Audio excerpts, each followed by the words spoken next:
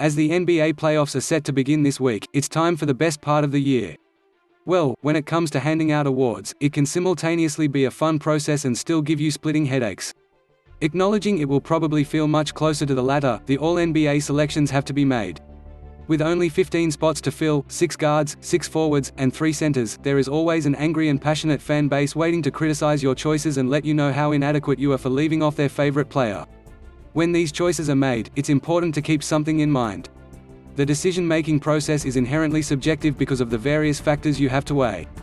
The criteria is, for the most part, left up to the person deciding.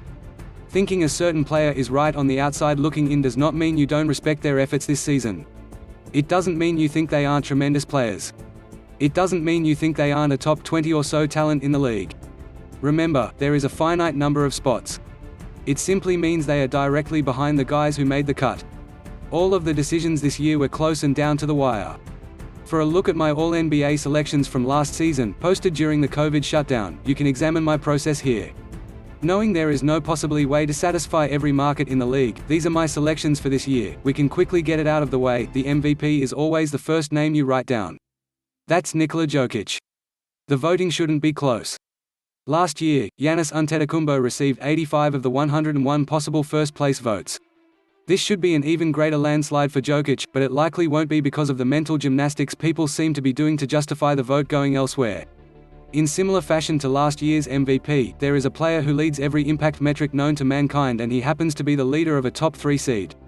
On a per 75 possession basis, Jokić just averaged 28.3 points, 11.6 rebounds, and 8.9 assists.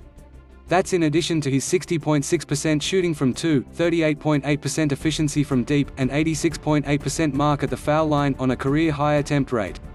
He also didn't miss a game, playing in all 72 and logging nearly 2,500 minutes.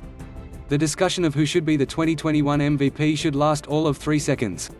I know I took some heat the other day for saying anyone who votes for a different player should be required to write 1,000 words explaining themselves.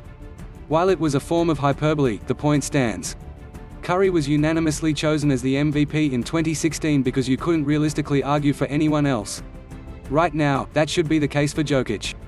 Joining the Joker in the front court for All-NBA first team should be Giannis Antetokounmpo and Kawhi Leonard.